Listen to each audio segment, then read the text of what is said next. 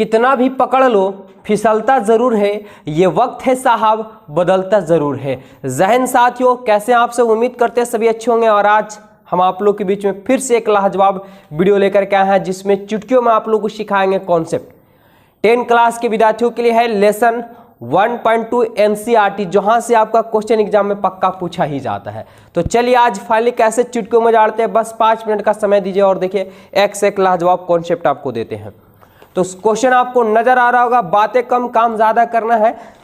Question है कि निम्नलिखित संख्याओं को अभाज्य गुणनखंडों के गुणनफल के रूप में व्यक्त करें। अब सबसे पहले एक संख्या हमको यहाँ पे आ गया, वर्ड आ गया जिसका संख्या यानी अभाज्य संख्या। सबसे बड़ा कंफ्यूजन होता है विद्यार्थियों के साथ में। अभाज्य मतलब जिसको भाज्य नहीं किया जा सकता है, मतलब जिसको तोड़ा नहीं जा सकता, उसी को क्या कहते हैं? अभाज्य कहते हैं। लेकिन यहाँ सबसे छोटी अभाज्य संख्या क्या होता है? 1 होता है, 2 होता है, 3 होता है। विद्यार्थी सबसे बड़ा कंफ्यूजन होते हैं। तो आज के बाद हमेशा याद रखिएगा कि सबसे छोटी संख्या अभाज्य 2 होती है। 2 के बाद 3 होता है, 3 के बाद 5, 5 के बाद 7, 7 के बाद 9 नहीं होगा क्योंकि 9 3 से कट जाता है। तो क्या होगा? 11 होगा, 13 होगा, 15 भी नहीं होगा, 17 होगा, इटीसी आगे मतलब बढ़ते जाएगा। तो डेफिनेशन क्या निकलेगा अभाज्य का? कि वैसी संख्या जो केवल खुद से कटती हो, वैसी संख्या जो केवल खुद से और एक से कटती हो, किसी से नहीं कटती हो, उस संख्या को अभाज्य संख्या कहते हैं। और किसी भी संख्या को आप तोड़ेंगे तो जब भी टूटेगा तो अभाज्य गुणनखंड के रूप में ही टूटता है। तो आप सिंपल सी बात बोल दिया है कि सभी संख्या जो दिया हुआ अभाज्य गुणनखंडों को गुणनफल के रूप में लिखना है, यानी आपको गुना करके लिखना है। बात खत्म, बन गया। कैसे बना? चलिए घबराइए नहीं, जब मेरे साथ बने हुए तो देखिए ना 2 मिनट में कैसे इसको चटनी की तरह उजाड़ देते हैं। क्वेश्चन आप लोग को नजर आ रहा होगा, दिया हुआ कि निम्नलिखित संख्याओं को अभाज्य गुणनखंडों को गुणनफल के रूप में व्यक्त करें। पहला जो दिया हुआ 140 दिया हुआ है। चलिए 140 को हम तोड़ते हैं। और आज तोड़ने के लिए सीखेंगे साथियों, इस साइड में आपको रफ करने की जरूरत नहीं है। चाहे 2 से तोड़ना पड़े, 3 से तोड़ना पड़े, 5 से तोड़ना पड़े, 7 से तोड़ना पड़े, एकदम आसानी से यहीं पे आप तोड़ लेंगे। कैसे? बस बने रहिए मेरे साथ। 2 से तोड़ेंगे तो 7 दूना 14, 0 का 0 है ना। फिर 2 से टूटेगा तो 35 दूना क्या? 70, क्योंकि ये तो छोटा है तो आपको बिल्कुल पता ही चल जाएगा। 2 से नहीं कटेगा क्योंकि विषम संख्या है। अब 3 से कटेगा तो 3 से कटने का एक नियम है, एक ट्रिक है जो आप हमेशा याद रखिए। क्या कि दोनों को जितने भी रंग की संख्या रहेंगे सबको जोड़ने से अगर 3 का गुना जाता हो या 3 का पहाड़ा आ जाता हो तो समझ जाइएगा कि 3 से कटेगा। और जोड़ने के बाद 3 का गुणज या 3 का पहाड़ा में नहीं आता हो तो समझिएगा नहीं कटेगा। तो 5 3 8, 8 3 का पहाड़ा में नहीं आता है, इसलिए 3 से वो नहीं कटेगा। तो 3 से नहीं कटेगा तो 5 से कटने का क्या ट्रिक है? 5 से कटने का ट्रिक है कि लास्ट में 0 या तो 5 रहे तो हमेशा 5 से कटता है। 5 7 35। अब जो 7 है वो 7 खुद अभाज्य संख्या है तो 7 किसी से कटेगा नहीं। तो लिखेंगे कैसे? बस हमारा ये कट गया तो 140 का लिखेंगे अभाज्य गुणनखंडों का गुणनफल। ठीक है, बस आपको सिर्फ क्या बोला है कि अभाज्य जो गुणनखंड है उनका गुणनफल ही लिखना है। तो गुणनफल किस रूप में आया? किस रूप में आया? तो देखिए 2 गुने 2 आया और फिर 5 गुने 7 आ गया। बस लिख देना 2 गुने 2 गुने 5 गुने 7 लिख देना। क्यों ऐसा लिखना? क्योंकि आपको बोला कि गुणनफल के रूप में लिखे। हमारा बात कंप्लीट हो गया, यानी इसका राइट आंसर हो गया। तो है ना एकदम इजी।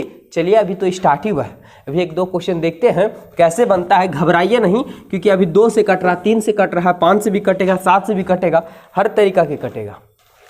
अगला जो क्वेश्चन है साथियों दिया हुआ 156। तो बिल्कुल इसको कमेंट बॉक्स में आप बताएंगे। तीसरा देखिए हम बताते हैं आप लोग को। ठीक है, थोड़ा सा लॉन्ग है लेकिन घबराइए नहीं, हम यहाँ पे आपको इतना इजी कॉन्सेप्ट दे देंगे ताकि कहें कि बिल्कुल बहुत अच्छा लगा, हमें बिल्कुल आसानी से समझ में आ जाएगा। ये तो इजी से बन जाएगा 156, क्योंकि 140 और 156 में ज़्यादा का अंतर नहीं होता है। अब इसको हम तोड़ते हैं साथियों। 2 से तोड़ेंगे तो 2 से नहीं टूटेगा। क्यों? क्योंकि लास्ट में 5 है। अब 5 है तो 5 के पहले भी 3 से भी कटता है, कभी कभी 5 रहे, 4 रहे, 3 रहे, 2 रहे, उससे फर्क नहीं है। बस जोड़ने के बाद 3 का गुना जा गया तो समझ जाइए कि 3 से कटेगा ही कटेगा। तो 2 से कटेगा नहीं क्योंकि विषम संख्या। 3 से देखते हैं तो जोड़ लीजिए 8 और 3 11, 11 11 और 2 11 और 2 13, 13 5 18, 18 जो 3 का गुणज होता है इसलिए 3 से कट जाएगा, है ना। तो जब हम 3 से काटते हैं अब हमको रफ करने की जरूरत नहीं है मेरे साथियों, ध्यान दीजिएगा, रफ करने की जरूरत नहीं है। कहीं कैसे सर इतना माइंड कैसे लगाएंगे? चलिए ना हम देते हैं आपको माइंड। बस यहाँ लगाते जाना, लिखते जाना। देखिए कैसे लगा रहे हैं, एक बार में लाएगा 3 एकम 3, 3 कट गया। फिर 8 बचेगा तो 3 दूना 6 लाएगा तो 2 बचेगा, और जो 2 बचेगा इसके आगे से हटा देंगे तो 22 हो जाएगा। और 22 हो जाएगा तो 3 सत्ते 21 होता है, 21 हुआ, 22 था 21 लगा तो 1 बचा होगा, 1 इसके आगे से हटा देंगे 15, और 3 पच्चे 15 हो जाता है। क्या है ना, इजी कॉन्सेप्ट एकदम चुटकियों में बनाने वाला, बिना कॉपी कलम का। मतलब आराम, कॉपी कलम तो आपको जरूरत पड़ेगा, मतलब बिना रफ का बना सकते हैं। फिर क्या 3 से कटेगा, जोड़ लेते हैं, 7 5 12, 12 2 14, 15 हो गया। जो 15 3 का गुणज होता है, यानी 3 से 1 कटेगा।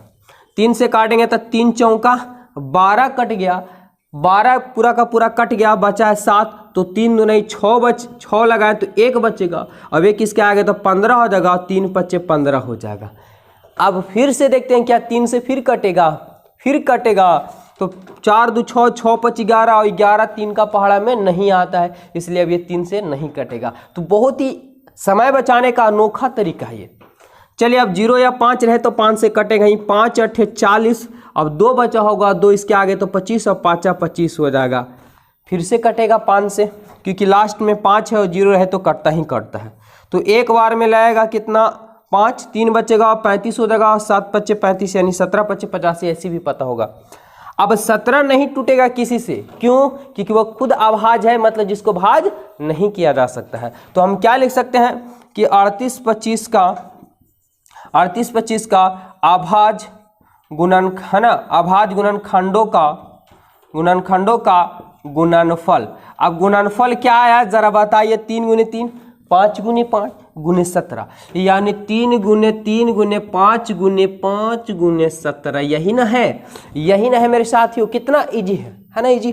तो देखिए इसका क्वेश्चन एक दिया हुआ है 5005, और एक और दिया हुआ 74 29। ये बिल्कुल आप लोग बना लेंगे, मुझे उम्मीद है कि आप लोग कमेंट करके इसका आंसर दीजिएगा कि कितना आंसर राइट आंसर है। ऐसे चलिए हम अगले क्वेश्चन की ओर लेकर के चलते हैं, और कॉन्सेप्ट आपको देते हैं इतना इजी लसा मसा याद करने का कि 7 जन्मों तक आपको याद रहेगा, आज के बाद कभी नहीं भूलेंगे।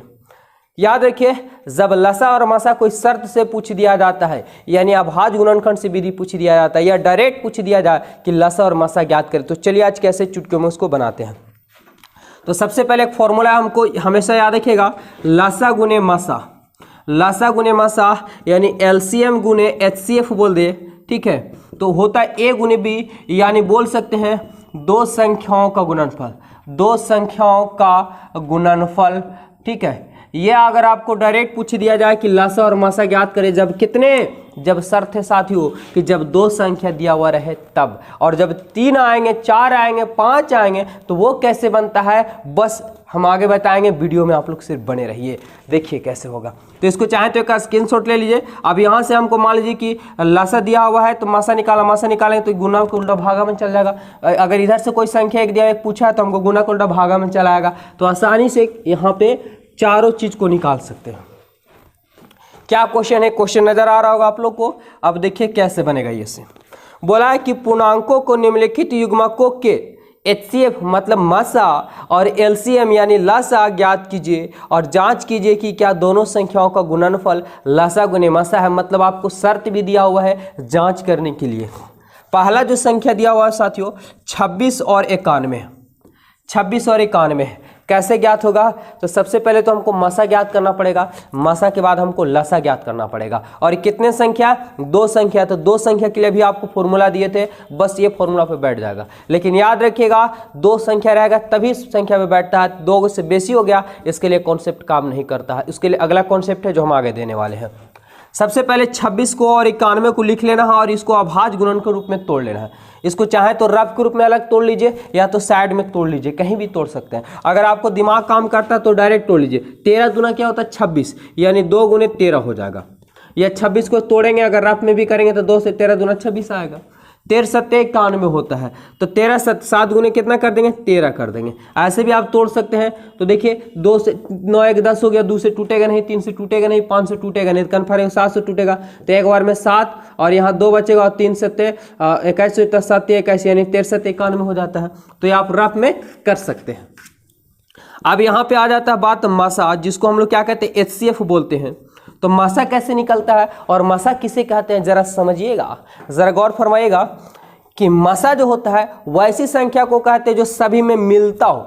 अपनी भाषा में कहें तो जो सभी में क्या कर जाता हो, मिल जाता हो, या बोल सकते हैं कि सबसे छोटा कॉमन हो, उसी को हम लोग क्या कहते हैं, मसा कहते हैं। जरा देखिए कि मसा क्या है, इसमें 2 है लेकिन इसमें 2 नहीं है, इसमें 7 है लेकिन इसमें 7 नहीं है, इसमें 13 है इसमें 13, यानी दोनों में 13 क्या हो गया, मिल गया। जब दोनों में 13 मिल गया तो दोनों के बदले एगो लिखेंगे, यानी कॉमन हो जाएगा। तो 13 13 दोनों मिला तो 13 कॉमन हो गया, और जो कॉमन हुआ ये हमारा मसा हो गया। तो इसका राइट आंसर मसा कितना हो गया, 13।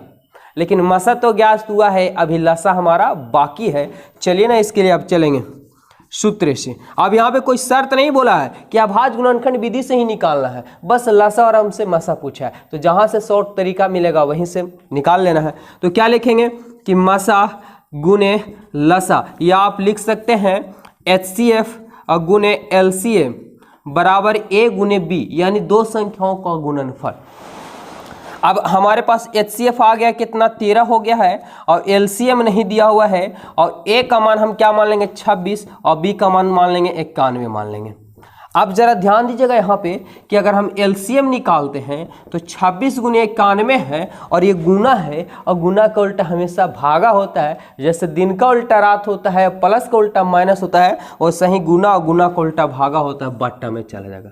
13 दूना 26 हो जाएगा, यानी LCM निकालेंगे तो 91 गुने क्या होगा, 2 हो जाएगा। और LCM जरा गुना करके देख लीजिए तो 2 एकम 2, 9 दूना 18, यानी 182 हो गया, जिसका फाइनली राइट आंसर हो गया। तो उम्मीद करते हैं कि मसा ज्ञात करने का अनोखा तरीका बहुत ही अच्छा लगा होगा और बिल्कुल आसानी से समझ में आ गया। सवाल में एक शर्त भी है कि जांच कीजिए कि लसा गुने मसा बराबर A गुने B, यही ना पूछा है। तो चलिए अब यहाँ पे हम लास्ट हमारा तो आंसर ये फाइनली हमारा हो गया। अब लिख देंगे जांच। अब जांच में क्या है कि LCM गुने पूछा है HCF और बराबर कहा है कि A गुने B, क्या जांच करना है क्या बराबर है कि नहीं है। चलिए LCM हमारे पास क्या आ गया, तो LCM 182 आ गया, और HCF हमारे पास मसा कितना आ गया, तो HCF जो हमारे पास है 13 है। आप जरा जानेंगे A का मान हम क्या माने थे 26, और B का मान हम क्या माने थे 91। अब जब गुना करेंगे तो दोनों का मान आपस में बराबर आएगा नहीं। चलिए देख लेते हैं। तो 182 गुने 13 करते हैं, क्या आएगा, 3 दूनी 6, 8 3 24 के 4 हाथ में 2 आएगा, 3 और 3 और 2 5 हो जाएगा, 2 का 2 8 का 8 1 का 1 6 4 2 6 8 5 13 और 1 1 2, यानी 2366 हमारे पास आ गया। अब उधर 26 गुने 91 है, इसको भी देख लेते हैं। 26 गुने 91 का 6 एकम 6, 2 एकम 26 का 26, 9 6 54 के 4 हाथ में 5, और 9 दूना 18, 19 20 21 22 23 हो जाएगा। अब जोड़िए 6 4 2 6 23 का 23, यानी 2366 क्या बराबर है, बस कर देना है आपस में प्रूफ है, यह आपका सिद्ध हो गया कंप्लीट। तो उम्मीद करते हैं कि एकदम अच्छे तरीके से इसका अगला वीडियो हम कल लेकर के आएंगे। ये वीडियो कैसा लगा कमेंट बॉक्स जरूर बताइए, और अपने दोस्तों के साथ शेयर कर दीजिए, और जितने भी भाई बहन हैं आपके नए बैच यानी जिनका एग्जाम 2024 में होगा उनको इस चैनल के माध्यम से जोड़िए। जय हिंद, मिलेंगे नेक्स्ट वीडियो में।